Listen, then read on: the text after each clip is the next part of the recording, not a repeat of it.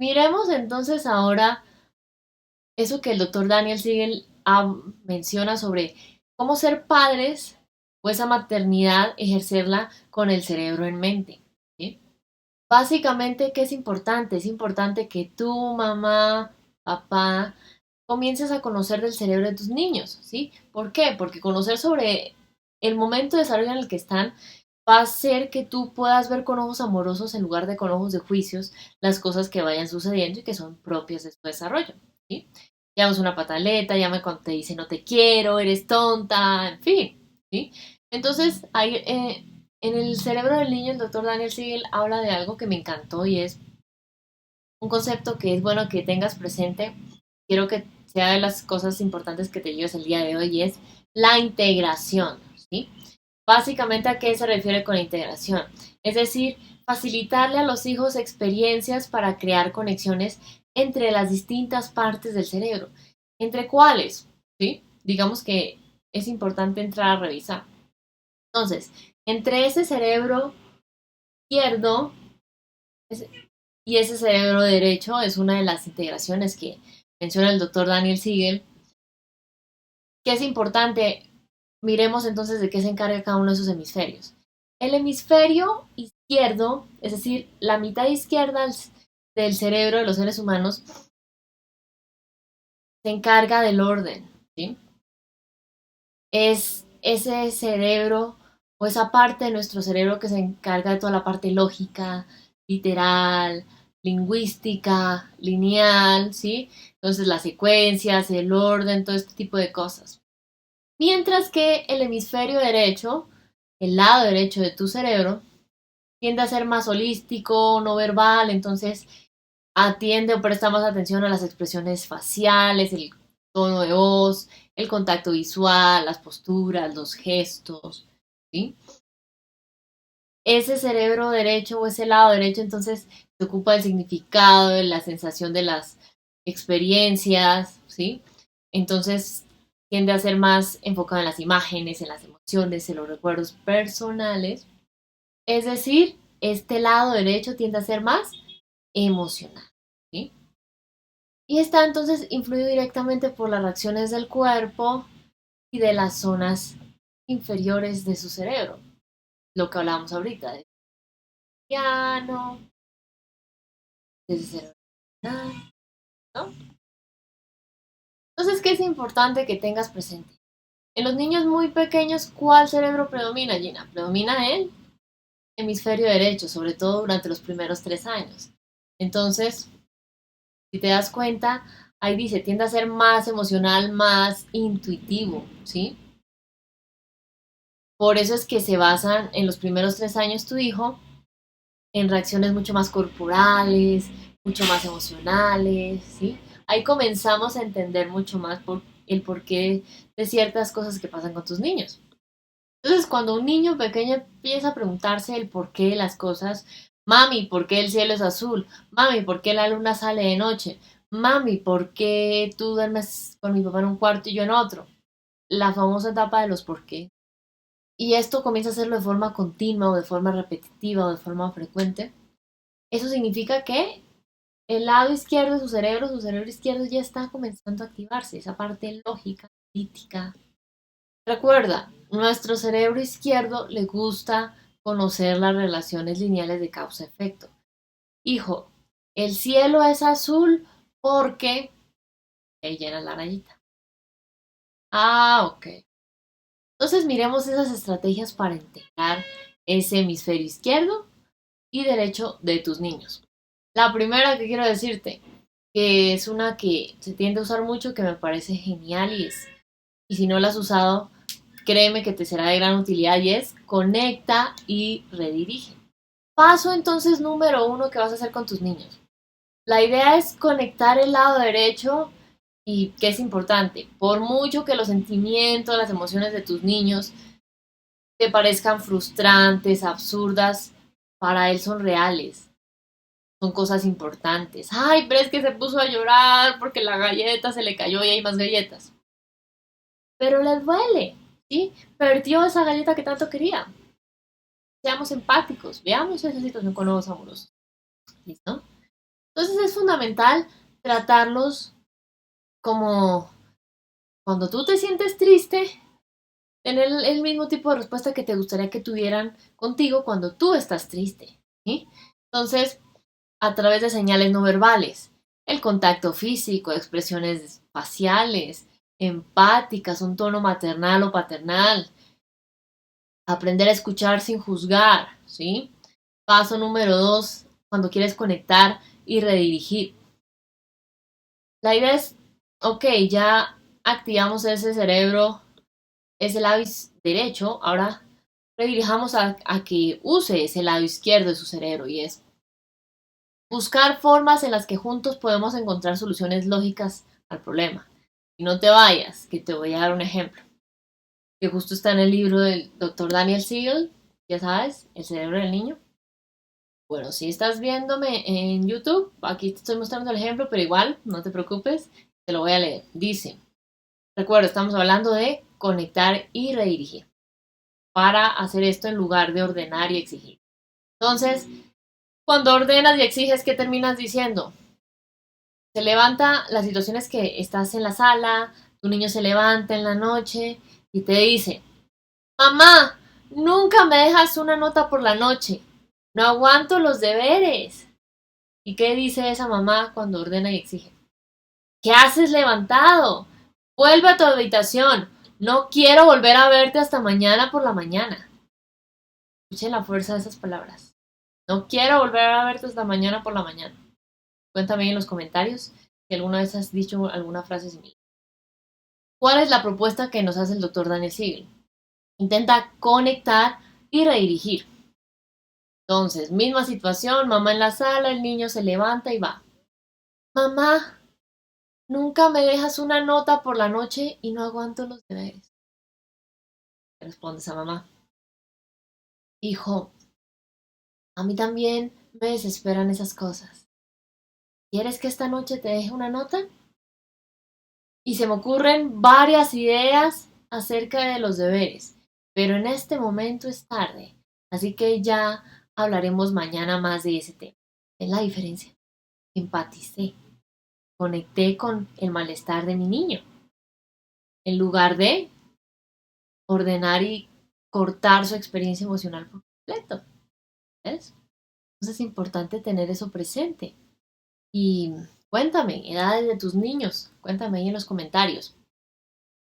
Estrategia número 2 que se nos propone para integrar ese hemisferio izquierdo y derecho de tus niños. El doctor Daniel Siegel la llama ponle un nombre para domarlo. ¿Sí? Básicamente, ¿qué significa? Ayúdale a tus niños a ponerle nombre a sus emociones, nombrarlas. ¿Para qué? Para que puedan domarlas. Entonces, ¿qué es lo que suelen necesitar los niños? Que alguien los ayude a usar su cerebro izquierdo. Lograr darle un sentido a lo que está sucediendo. Darle nombre a esos sentimientos intensos, terroríficos que sienten este cerebro derecho para poder abordarlos de forma eficaz. ¿Sí? La idea entonces, ¿cuál es? Quiero hacerte una pregunta y aquí necesito tu participación activa y es, cuando ejerces de mamá o de papá, ¿qué piensas que predomina tu cerebro derecho? Cuéntame aquí en los comentarios, sí o no. ¿Te dejas llevar a menudo por ataques emocionales fuertes, inundando a tus hijos con el propio caos que tú sientes, con tus propios miedos? O tal vez tiendes a vivir en ese desierto emocional del cerebro izquierdo, reaccionando de forma rígida, te cuesta responder a las emociones y necesidades de tus niños. Cuéntame aquí en los comentarios. Y acá nos van diciendo sí. Entonces es importante comenzar a reflexionar en eso, porque recuerda, la idea es que lo que deseamos en la crianza es aprender a integrar el hemisferio izquierdo, soluciones, con el hemisferio derecho, emociones. ¿No? Hablemos ahora de cómo lograr esa segunda integración que nos menciona el doctor Daniel Siegel a propósito de que estamos hablando hoy del cerebro infantil. Y es integrar el cerebro superior e inferior, ¿sí? Vamos a hacer un juego, un ejercicio, y es, vamos, para que sea mucho más claro para ti, esto me parece genial, y es el doctor Daniel Siegel nos propone, imagina que nuestro cerebro es una casa que tiene dos plantas o tiene dos pisos, la llamen en tu país, una planta superior y una planta inferior. ¿Listo? ¿Estamos listos? Ok. Entonces, vamos a imaginar que esa planta baja o esa planta inferior es tu cerebro inferior. ¿Bien? Entonces, abarca tallo cerebral, sistema límbico del que hablábamos ahorita. Todo eso es nuestro cerebro inferior, la planta baja de esa casa. ¿Ok? Son las zonas entonces más primitivas. ¿Sí? Entonces abarca funciones básicas como respiración, parpadear, ciertas reacciones o impulsos instintivos como la lucha, la huida, paralizarse, que lo hablábamos ahorita, emociones fuertes, ira, miedo, ¿sí? Necesidades básicas, ¿ok? Hablemos ahora de la planta superior o el segundo piso de esa casa, que es tu cerebro, y es el cerebro superior. Entonces se compone de corteza cerebral, las distintas partes que componen esa corteza, que te hablaba hace un momento, que es nuestra corteza prefrontal. ¿Ok? Ahí entonces es donde tienen lugar procesos mentales avanzados, como pensamiento, imaginación, planificación. Entonces es responsable de muchas, escucha esto, muchas de las actitudes o de las respuestas que esperamos ver en nuestros niños. Que sean capaces de tomar decisiones, que sean sensatos, que puedan controlar sus emociones y su cuerpo, que puedan entenderse a sí mismos, que puedan ser empáticos con los demás, que puedan tener cierta ética, ¿sí? Entonces, para reflexionar en este punto, y es cuántas veces le hemos pedido a nuestros niños cosas de ese cerebro superior que por estar en la infancia no tienen y resulta que tal vez yo no lo sabía, porque tal vez antes de hoy no sabía que por la etapa de desarrollo en la que están todavía esa parte de su cerebro no está. Ay, es que no mide las consecuencias, claro, no las mide. Ay, es que, ¿por qué no eres sensato? Claro, es que no puede por desarrollo todavía hacerlo. Recuerda, desde los 4 comienza a desarrollarse esta zona pensante racional, pero se termina de desarrollar alrededor de los 25-28 años. ¿Ok? Entonces, para reflexionar hoy, y es, así como el cerebro inferior está totalmente desarrollado al nacer, ese cerebro inferior, esa planta baja, cerebro reptiliano, ese cerebro emocional, el superior no alcanza la madurez completa hasta los 5-28 años aproximadamente. El doctor Daniel Siegel incluso en su libro nos menciona que es una parte, es una de esas partes del cerebro que más tarda en desarrollarse. Entonces, tenlo presente porque cuántas veces le exigimos o queremos que nuestros niños tengan reacciones que son propias de ese cerebro que se termina de desarrollar a los 25 años. No tiene mucho sentido si te pones a pensar en eso, ¿cierto? Entonces, ¿cómo podemos integrar ese primer piso y ese segundo piso de nuestro cerebro? ¿Qué estrategias de integración nos propone el doctor Daniel Siegel? Y es primera, una que menciona que me parece genial y es activa, no enfurezcas. ¿Sí? Entonces, la idea es apelar al cerebro superior. Ya hablábamos de esa parte racional. Entonces, cuando interactúas con tus hijos a lo largo del día, pregúntate a qué parte del cerebro estás apelando. ¿Estás activando ese cerebro superior o estás haciendo intervenir el inferior? Básicamente esta respuesta va a ayudarte grande, de forma enorme, en el resultado de esos momentos que se pierde de cierta forma el equilibrio en tu paternidad, ¿sí? En tu maternidad. Entonces te voy a poner un ejemplo, que también está tomado ahí del libro El cerebro del niño. En lugar de enfurecer al cerebro superior, que sucede en este ejemplo, el niño va sentado atrás en el carro, la mamá va manejando y el niño dice, te odio, mamá. La mamá le dice, mirando a bravo al niño. Está bien decir eso. No quiero que vuelvas a hablar así. La idea es activar el cerebro superior. ¿Y qué nos propone aquí en el ejemplo cómo manejarlo? Misma situación, el niño atrás, la mamá en el volante, dentro del carro. Y el niño le dice, te odio, mamá. La mamá le dice, ¿es porque no te he comprado el collar? Sí, te odio. Vaya, ¿que estás enfadado?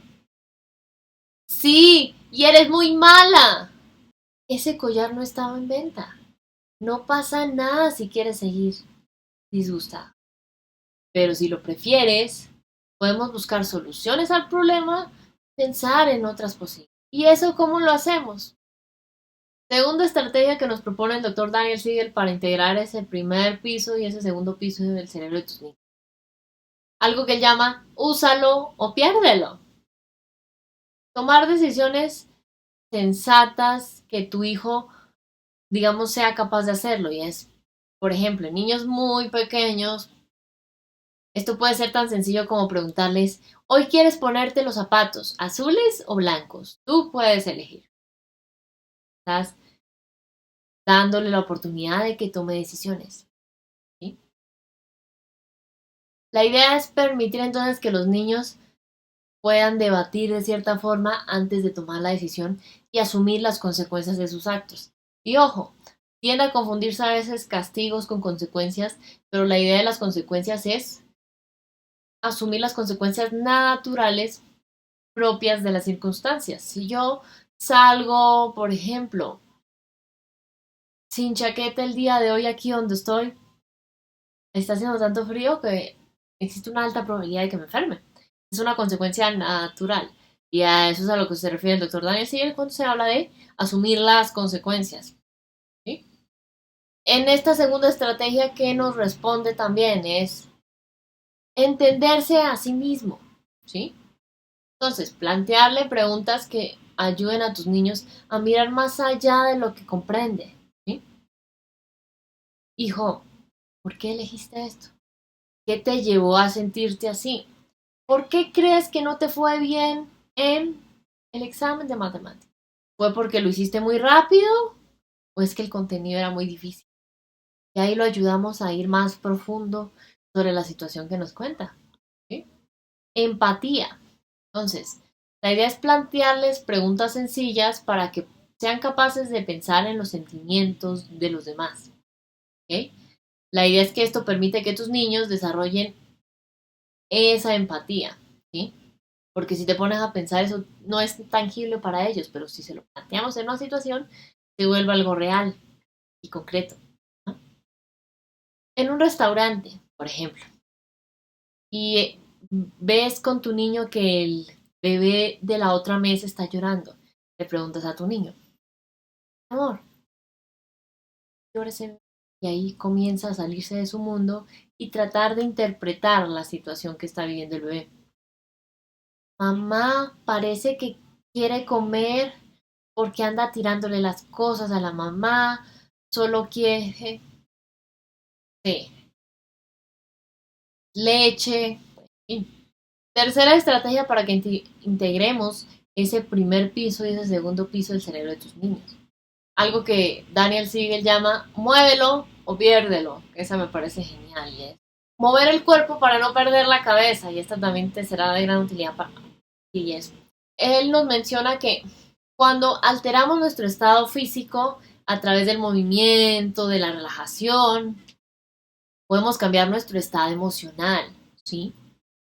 La próxima vez entonces que tus niños necesiten ayuda para calmarse, para recuperar el control, procura que se pongan en movimiento, ¿sí? Entonces, salir a montar bicicleta, hacer ahí algún juego en casa que los tenga moviéndose, eso ayuda a que puedan regular esas emociones. Por eso es que a veces hay psicólogos que dicen, ok, cuando tu niño está desregulado en sus emociones, está enojado, está triste, está asustado, dale algo para golpear o algo que pueda lanzar, ¿sí? Porque necesita movimiento.